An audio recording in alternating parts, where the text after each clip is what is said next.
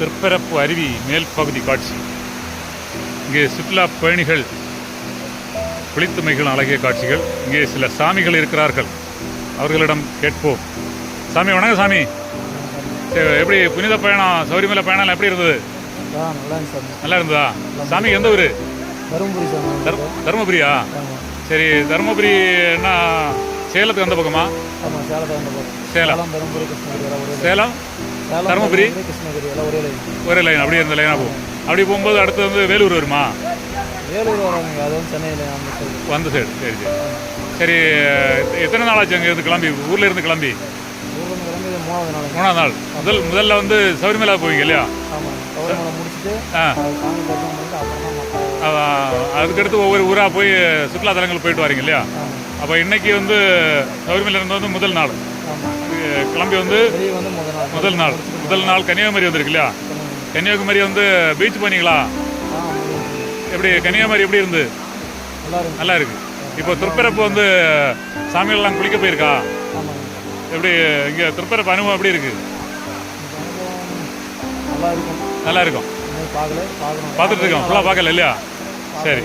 இப்போது உங்கள் கூட வந்த சாமிகள் இங்கே குளிச்சுட்டு இருக்காங்களா? சரி. அந்த பக்கம் போட்டிங் எல்லாம் போறீங்களா? இனிதான் பார்க்கணுமா? மதிய உணவு எப்படி இங்கே சமைச்சு சாப்பிடாதா? ஹோட்டல் தானா? சரி சரி. அப்போ அங்கேருந்து வரும்போது நீங்கள் சமைக்கிற மாதிரி இது பண்ணல? சரி சரி சரி. சாமி எத்தனாவது மலை அது? முதல் மலையா ரெண்டாவது மலையா? 4ஆவது. சரி. முன்னால் இருந்ததுக்கும் இப்போ இந்த வருஷம் போயிருக்கு இல்லையா? இதுக்கு என்ன வித்தியாசங்கள் இருக்கா சபரிமலையில்? எப்படி நல்லா இருக்கா? எல்லாம் கிளியராக இருக்கு. ஒரு அளவுக்கு தான் ஆள் விடுவாங்க இல்லையா?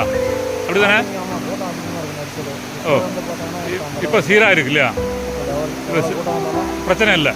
நமக்கு சாமிகளுக்கு ஒரு நல்ல ஒரு ஏற்பாடு பண்ணியிருக்கு இல்லையா? இல்லைன்னா கூட்டம் வரும் பயங்கர கஷ்டமாக இருக்கும். இப்போ நல்லா இருக்கு இல்லையா? முன்னேற்றம் நல்லா இருக்கு. அங்கே சாமிகளுக்கு அங்கே உள்ள சுற்றுப்புற சுகாதாரம், குடி தண்ணீர் எல்லா வசதியும் நல்லா இருக்கு. சரி. அப்போ நிறை குறை ஒன்றும் சொல்லக்கூடிய அளவு இல்லை. பயணம் எல்லாம் சிறப்பாக இருந்து இல்லையா? எல்லாம் நிறையா இருக்கு. சரி சரி சரி. வேற ஏதாவது நம்ம திருப்பயணத்தை பற்றி சொல்ல விரும்புகிறீங்களா? போயிட்டு மீண்டும் வரணும். அந்த ஒரு 18 மேலே வந்துட்டு குருசாமி ஆகணும் இல்லையா? சரி சரி.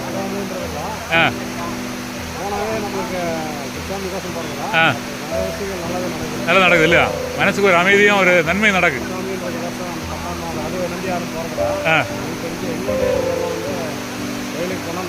நல்லது.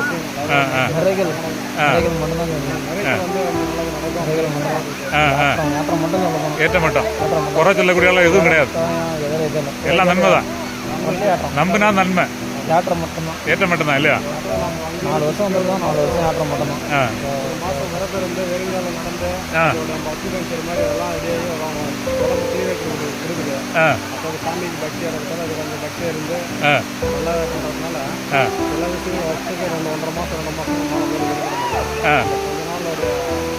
அவங்களுடைய வாழ்க்கை உடலுடைய முன்னேற்றங்கள் இருக்கிறோம். உடல் பாதிப்பு அந்த மாதிரி இருந்தாலும் சரி, இந்த மாதிரி நிறைய விஷயங்கள் சொல்லிட்டே போகலாம் இல்லையா? சரி. அவங்களுடைய ஒவ்வொரு மனநிலை பொருத்தம். அவங்க மனநிலை பொறுத்த. சரி சரி.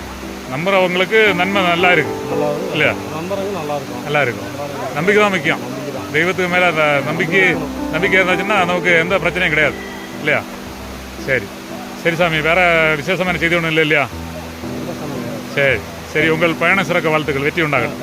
ஓகே.